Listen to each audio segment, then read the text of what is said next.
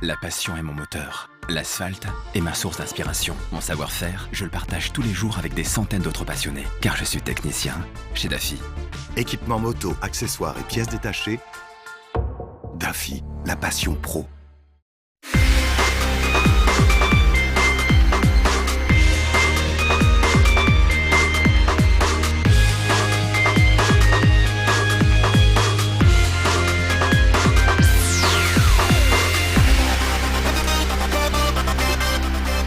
Bonjour à tous, on est évidemment bien content de vous retrouver en ce lundi soir 21h sur Watch TV pour Moto & Co. Alors attendez, 14e édition déjà de l'émission qui penche dans les virages avec Maya et Mélie. Salut Eric. Salut. Yo, salut Eric. Savez quoi, j'ai envie de faire une petite dédicace à Paranox, parce que figurez-vous que Paranox dans son internat parfois il galère un petit peu pour nous capter, et du coup il est super content quand il arrive à nous voir, et on voulait lui faire un petit bisou.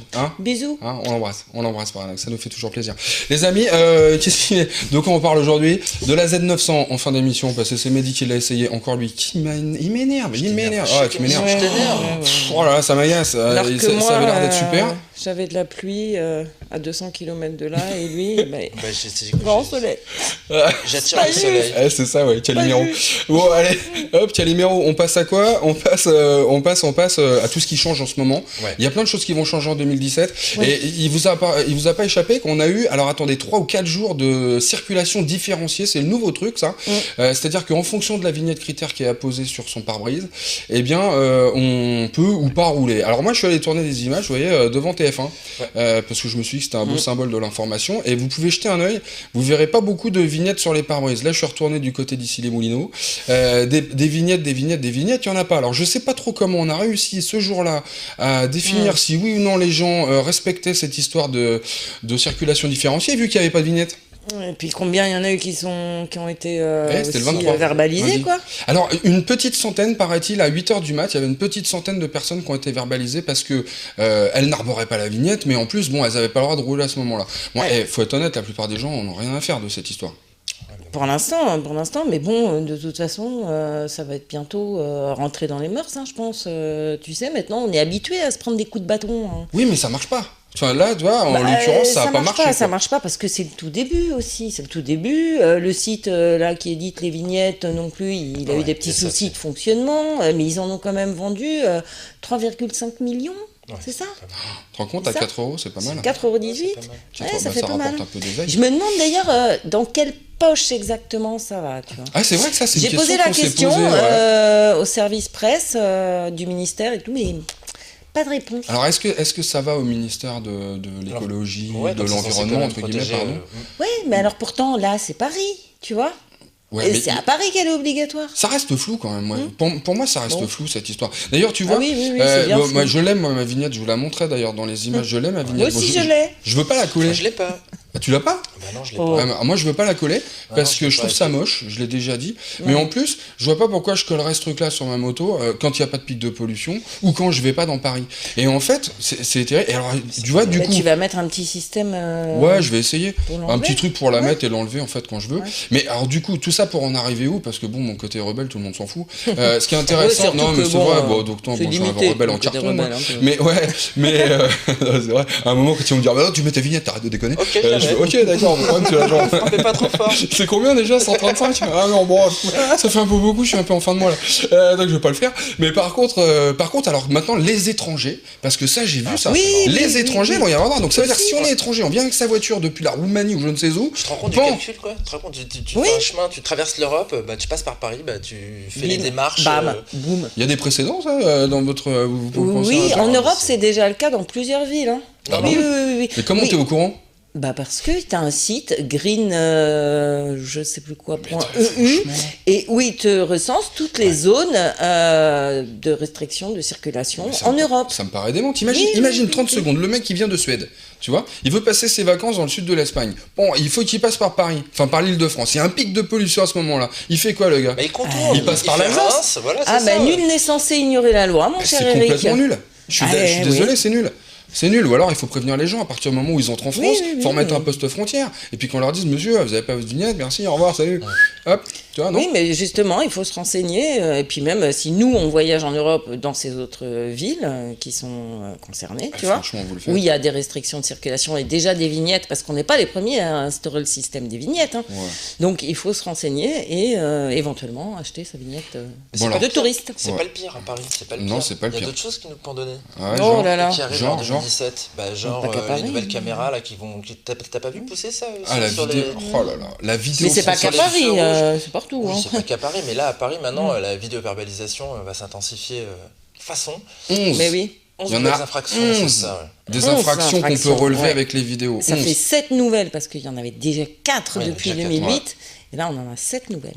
Ouais, mais alors moi, il y a un C'est truc beau, que je ça. comprends pas, tiens, c'est pour ça qu'on a mis les petites caméras avec le logo là. C'est que je vois pas comment on peut relever la vitesse avec une caméra de vidéosurveillance, moi. Et ben, C'est bizarre, enfin, Ouais.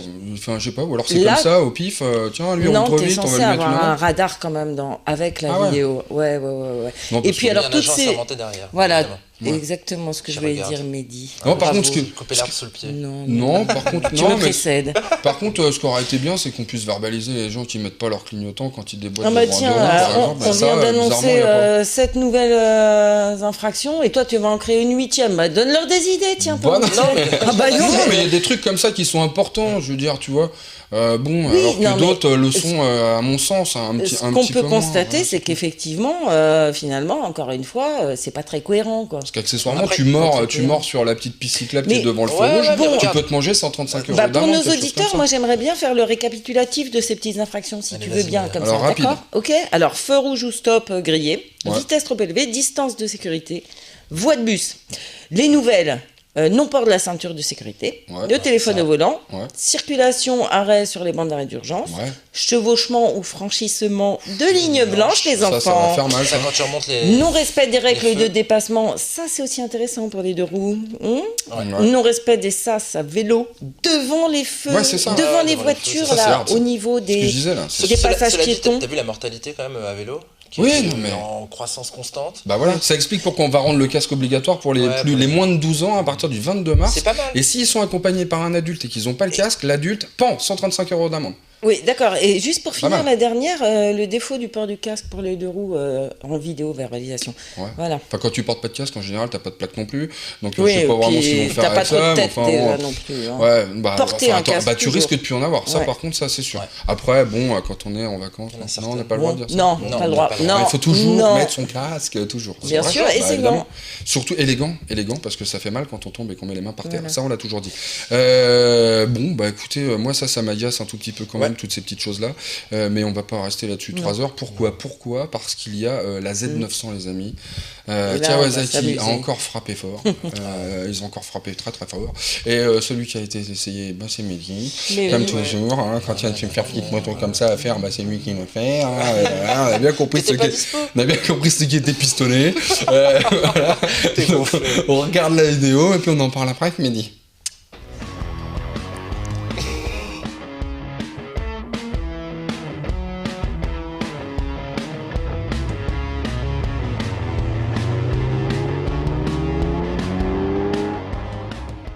La selle a été rabaissée à 795 mm du sol, ce qui la rend aujourd'hui accessible à tous les gabarits. Le siège passager change également, il gagne de la hauteur et les encoches que l'on trouvait sous la selle de la Z800, permettant de se tenir, ont totalement disparu. Côté look en revanche, cette partie arrière plus profilée, disposant d'une nouvelle signature Z Full LED, renforce le style Sugomi cher à Kawasaki. Un style qui évolue également en façade avec le nouveau phare, l'habillage du réservoir trapu et ses nouvelles écopes signées du Z. Avec moins de pièces en plastique autour du cadre et du moteur, la Z900 ne cache rien, cela change par rapport à la Z800. Le châssis de la Z900 n'a plus grand chose à voir avec celui de la Z800. Inspiré de celui de la fameuse hypersportive H2, tant au niveau des technologies de fonderie que du coloris verdâtre, le cadre trié en acier intègre la mécanique comme élément porteur. Associé à un bras oscillant en aluminium, il permet au nouveau Roadster de gagner 16 kg sur la balance et de présenter un comportement dynamique bien différent. Côté moteur, la nouvelle Z900 est propulsée par un 4 cylindres en ligne de 948 cm3 alors que celui de la Z800 en cubé 806. Évolution des pistons, du vilebrequin, de la boîte à air et de l'échappement, il répond aux nouvelles normes anti-pollution, mais surtout, il affiche une puissance de 125 chevaux, soit 13 de plus qu'auparavant. Sa valeur de couple augmente elle aussi, passant de 83 Nm à 98,6, elle renforce l'agrément du roadster sportif Kawa. La nouvelle Z900 présente également un nouveau compteur plus compact, au contour numérique façon coiffe d'Iroquois. Rapport de vitesse engagé, informations liées à la consommation, jauge, il est bien lisible, même dans l'obscurité, avec son rétroéclairage bleuté. Les commodos identiques à ceux des Z et Ninja 650 sont en revanche moins folichons. Cela étant, leur réemploi permet de contenir le prix de la nouvelle Z900, proposée à 8 999 €, à l'instar de sa concurrente aux 3 diapasons.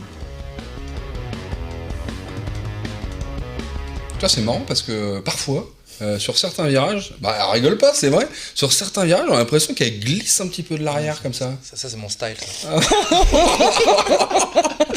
Ça aurait pu cela étant, parce qu'il n'y a pas de traction control, il n'y a pas d'assistance, contrairement aux autres de ce segment-là, et c'est peut-être un petit peu son reproche qu'on pourrait lui faire. De quoi, qu'il n'y a pas d'assistance ? Ouais, moi je suis pas tout à fait d'accord avec toi.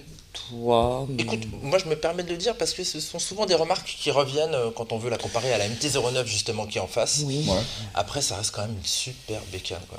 C'est un bon roadster, ils ont vraiment bien bossé, ils l'ont complètement allégé par rapport à ce qu'il y avait avant. Avant, bon, il y avait déjà le moteur, là il y a encore le moteur, mais en plus il y a la partie cycle. Tu comprends la déception quand même qu'on lit un peu ça et là, même sur les commentaires de nos vidéos sur Motor Live, il y a quand même des gens qui disent c'est un peu décevant. Est-ce que c'est justifié ou pas ? Non, parce qu'en fait j'ai l'impression qu'il y avait beaucoup de gens qui l'achetaient pour son look, tu vois, très agressif, très marqué, un peu comme la grande sœur la Z1000, et puis finalement elle s'est un petit peu assagie au niveau du look. Moi j'adore, je la trouve justement plus sobre, et je pense que c'est aussi un argument pour les gens qui n'ont pas envie de se faire remarquer avec une moto ultra manga. Et 800, 900, ça se ressent vraiment ? Ouais, ça se ressent vraiment parce qu'en fait ce moteur il est dérivé de la 1000 et tu gagnes en couple, tu gagnes en chevaux, tu as une partie ici qui s'allège, et puis bon c'est typique, tu vois, c'est un 4 pattes, c'est une moto à l'ancienne comme j'aime bien quoi, où tu es un petit peu dans un ventre mou là, vers un mi-régime, et puis ça explose quand tu montes dans les tours. Ouais, ce qui lui permet aussi d'avoir un autre usage, enfin une certaine polyvalence, tu vois,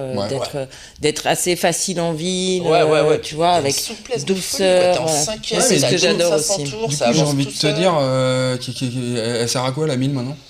Ah bah justement, elle c'est sert ça à... le truc. Parce que il y en a une qui part, ok, la 800, salut, merci, au revoir. Mais la 1000, elle est quand même méchamment attaquée, quoi. La 1000 est attaquée. Ah bah oui, mais elle fait parce plus de chevaux aussi, puis cette année, elle passe en R. Avec d'autres évolutions qui sont un petit peu plus poussées. Voilà. Non, mais ce qu'on voit aussi, tu vois, c'est l'évolution vers les moyennes cylindrées de plus en plus grosses. Ouais, et puis c'est plus des moyennes cylindrées. Ce ne sont plus des moyennes cylindrées. Les moyennes cylindrées, voilà, ce sont les 650 accessibles au A2. Et puis après, t'as les grosses, quoi. Ouais. Ça commence tout de suite à quelque chose d'un peu vraiment costaud. La taille, c'est pas si important. Oui, puis ça reste une. Il faut savoir s'en servir. C'est un truc, ça. Oui, les grosses, bon. T'inquiète, on est au courant. Il faut savoir s'en servir, et on s'en sert assez facilement parce que justement, elle est pas débile à la gestion des gaz, tu vois. C'est pas du on-off comme t'as sur certaines bécanes. Donc ça peut impressionner 900, mais ça reste facile, c'est gérable. Et puis bon, elle est plus accessible qu'avant, avec une selle plus basse. J'ai bien aimé. Oui, t'as bien aimé. On a bien compris. Il y en a une que tu risques de bien aimer aussi, c'est la petite GSX-R 1000. Ah bon ? Bah ouais, parce que tu pars quand même la semaine prochaine, tranquille pour l'essayer. On en reparlera un petit peu plus tard. Encore un truc qui n'est pas agaçant du tout. Où tu vas l'essayer, la GX ? Phillip Island, je crois. Je sais pas. C'est ça, voilà. Donc carrément de l'autre côté de l'austrie, quoi. Bah écoute, tu sais quoi ? Ça, quoi. Tu vas partir maintenant, même plus te voir. Tiens, j'en ai l'oreillette qui part de l'oreille tellement ça m'énerve. Si c'était possible, il y aurait de la fumée. Je te jure, il m'énerve. Nous, on n'aura pas à subir le décalage horaire. Et voilà. On verra ta tronche la semaine prochaine. Parce qu'on sera là tous les trois encore la semaine prochaine, et tu feras peut-être un peu moins le malin avec tes yeux comme ça là. Justement. On verra ça. Alors que moi, vous serez là. Donc la semaine prochaine, 21h sur Watch TV et sur motorlive.tv, avec un grand plaisir évidemment. Et salut Paranox. À la prochaine. On pense aux autres. Je vous promets, on fera des dédicaces en permanence. C'est promis. Allez, et on partage les gars, on partage l'émission, ça fait plaisir. Salut, à la prochaine.